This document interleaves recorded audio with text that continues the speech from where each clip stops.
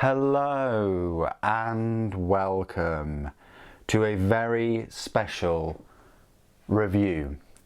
This will be my review of the entire new releases for Adeptus Sororitas, or Sisters of Battle. This has been a truly epic release, and first of all I want to say a huge thank you to all of you subscribers that watch the videos every day, that like the videos, leave comments and support the channel by using the Element Games affiliate link below. You save 25% off your Warhammer. I did promise that I would cover every single new release for the Sisters of Battle army, and I have fulfilled that pledge.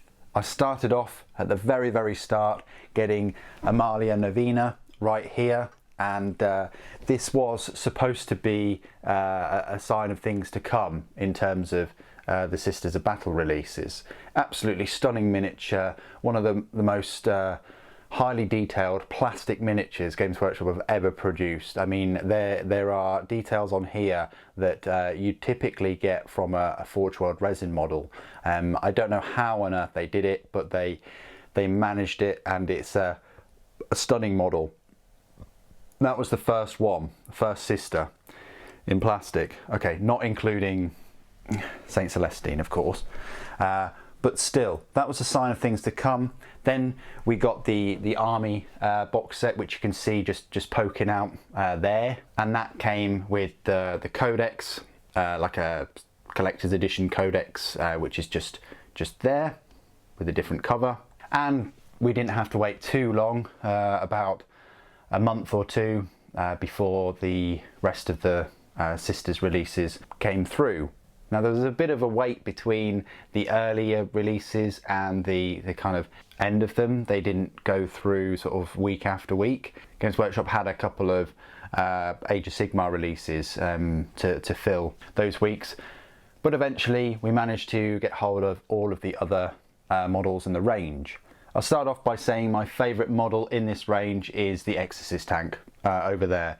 Now, although it costs £50 for what's technically a Rhino chassis with a load of detail and the rocket launchers on the top, it is an absolutely stunning model, jam-packed full of detail, and included this new kind of Rhino chassis, which the Immolator shares. Just over there, those two.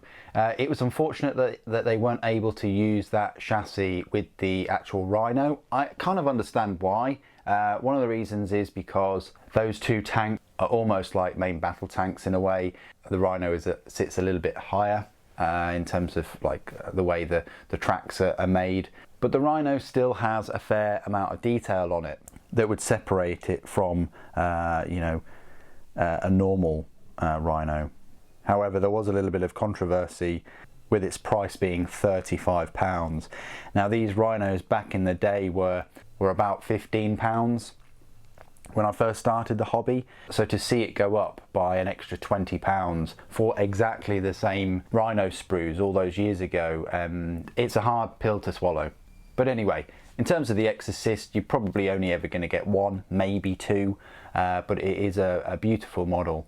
The Battle Sanctum as well, over to the left, that was also a very pricey model, especially at £65 when you compare it to like a Fortress of Redemption, which in my opinion offered you a lot more. The walls do have a load of detail, and it is a massive structure, with a couple of options of putting that kind of statue of Saint Celestine on the top if you wish.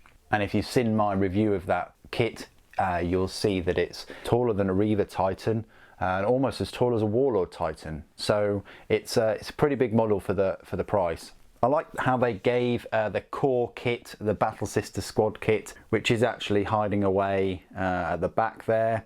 That kit, they really fleshed that kit out. If you want to make a Battle Sisters squad with the kit, it's fantastic. You know, you've got your two options there for your heavy bolter and your heavy flamer. You've got some really cool looking sisters with the visors open, some pulling pins out of grenades. You've got two options of the Simulacrum Imperialis, and you've got four of those sisters that you can pick to have those special weapons in addition to the heavy weapons sisters. However, I think it does fall flat when you opt to then make 5 Celestians and 5 Dominions. I think it's great if you want to make 5 Celestians or Dominions fully stocked, like with all of the 4 special weapons. But if you're trying to save money and make the other squad fully stocked as well, you're not going to be able to do it, because you just run out of sisters that you can equip the special weapons with, even though you get plenty of special weapons in the set. And also there are some really cool posed sisters, in my opinion, that you have to make a tough choice of whether you have those or you go for the heavy weapons or the Simulacrum Imperialis. So it's a bit of a forfeit there. I would have preferred if all of the sisters you could use all of the weapons with. They were compatible, but that's not the case, unfortunately, and that's what I was kind of led to believe at the very start of the Sisters of Battle release, that all the sisters, you can use everything with all of them and you can equip them with any weapon. But coming into this, that's not the case, and it hasn't been the case for a while for 40k and Age of Sigmar, in that Games Workshop are making much more detailed models than they ever have in plastic, but the downside is they're becoming more restrictive in terms of what you're able to kit them out with. You still get plenty of spare parts in the box, you still get all the pieces to do that, but in terms of compatibility, they're taking a bit of a hit at the moment. And I guess it's just one of those side effects of making more detailed miniatures on more jam-packed sprues. I did like the special characters that they brought out. You know, the Triumph of St. Catherine hiding away over there is absolutely stunning model. Again, very pricey at £65. It's quite rare that you'll see a new army released by Games Workshop where the range consists of 2 kits that are £65, and then you've got the Exorcist, which is 50, and the Immolator, which again is almost 50, it's 45. But I like the direction that they went in releasing these 2 very, very different special characters in Junith Arusha, just here on the left, and the Triumph of St. Catherine. I think Sisters of Battle now have a good selection of special characters in Junith, Triumph of St. Catherine and St. Celestine. You've got a little bit for everyone there. And if that doesn't float your boat, then you've always got this amazing Canoness kit right here. I'm definitely tempted to get another one. Yeah, of course it's a shame I've got one from the army set, but still, it's a lovely little kit. I think the price point is about right, and comes with a varied range of different weapons for her. Really impressed, and that's a positive thing, that they were able to get 2 of the key core components of a new army right: the Battle Sisters squad box set and the Canoness, so your troops and your HQ, because those kits usually form the foundation of an army. Now, as I already said, it's a shame that they kind of fell flat with the elite choice and the fast attack choice in the form of the Celestians and the Dominions.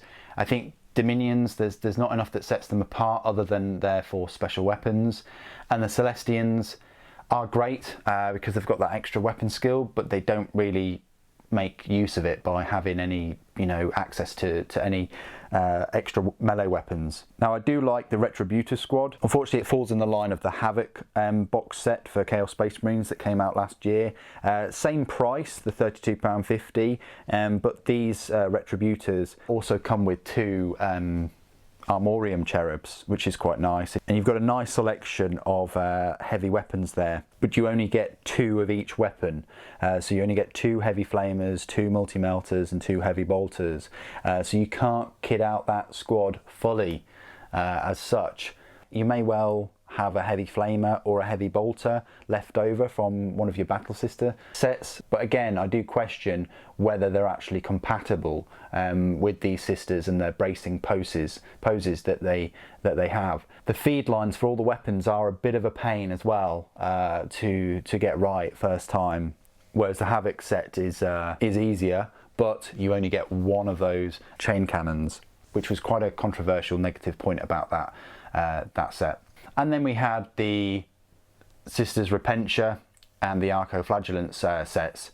I much preferred the Repentia set because it gave you more options in terms of poses. You could have 2 different poses per Repentia, but the main differences with the Arcoflagellants were the heads. And then finally, moving on to both the Penitent Engine kit and the Seraphim. Now, the Penitent Engines, I said in my review that they should have made 2 different kits, you know, an Anchorite kit and or Mortify kit and a Penitent Engine kit. That would have reduced the price of that kit probably down to £25 instead of the 35, and it would have made, and you wouldn't have had a load of spare parts that you can't really do anything with unless you get more of the same box set, which kind of defeats the point. And that's one of the downsides of having a kit with the ability to make 2 different types of unit in it. The models themselves, though, are absolutely lovely, and there's enough variation between the Anchorites and the Penitent Engines that I wouldn't hesitate to get another set of Penitent Engines, just equip them with the Flamers. Then we come to the Seraphim. Again, my thoughts are mirrored with the Penitent Engine set in that box set should have been separate. Maybe £20 or £25 for either Seraphim or Zephyrim, because likewise you get a load of spare parts that are a little bit redundant. You can only use the different jump packs with the certain models. You can't twist them or modify them at all, and you can't use them with your standard sisters either. To build them as Seraphim, they're a bit of a letdown, although the detail's still there, but you'll feel like you'll get the most value if you build them as a Zephyrim, if that's possible for you, because their helmets are different and their jump packs are different, and they've all got those power swords as well. Spending £32.50 on 5 flying sisters doesn't feel like good value, but nonetheless they've done them justice with the fantastic poses and the Inferno pistols and the hand flamers. Now, Games Workshop obviously spent a year or 2 designing these, getting the lore right, getting all these box sets out. So they spent a long time over this. I just feel like they could have given it a little bit more attention compared to other ranges. I would have loved a new Preacher model or a Missionary model, and I would have also liked to have seen Death Cult Assassins and Crusaders get a refresh, because they're part of the army, and I think they've done a fantastic job with the Repentia and the Arcoflagellants, that I think they would have done an equally fantastic job with Death Cult Assassins and Crusaders. Hopefully we'll get those in the not too distant future, when they release some more Inquisitors or Imperial Agents or something like that, and then you can just swap them into this army. So in summary, it's an expensive army, and it's not an elite army either. The sisters themselves are quite squishy, they're lacking in strength, they've got some specialist units, such as the Zephyrim with the power swords, such as the Exorcist, the Arcoflagellants and the Sisters Repentia, but they need more. They need a flyer, they need another heavy support, they need something with more armour, another kind of elite choice with heavier armour, and they need another fast attack choice, and possibly another special character. But when the dust has settled, I think it's a fantastic start to a brand new army that Games Workshop has revitalised and rejuvenated in such a small amount of time. It wasn't that long ago that they said that Sisters would be out in a year or 2, and they've delivered.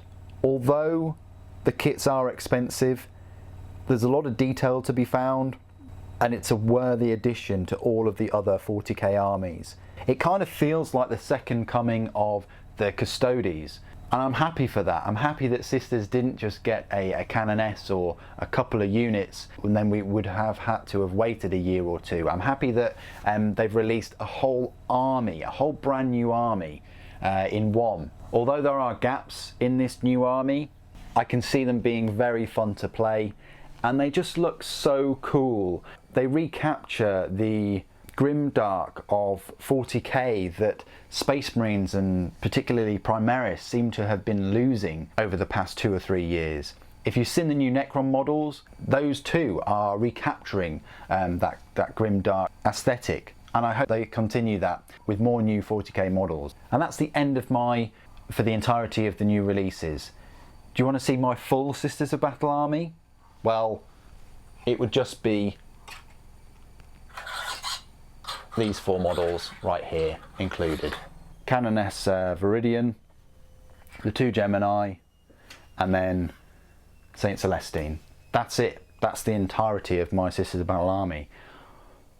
What else would I add? I'd definitely add another Rhino despite the price. I'd definitely add a couple more Penitent engines, and I'd possibly add another Canoness and another Battle Sister squad and another Exorcist, and then the army would be pretty much complete. What do you guys think though? I'm always interested to find out your views. Which is your favourite Sisters of Battle model, and what do you think of the entire release? Please do put it in the comments below. It'd be great to hear from you. Thank you ever so much for joining me today. Thank you for watching. The Emperor Protects.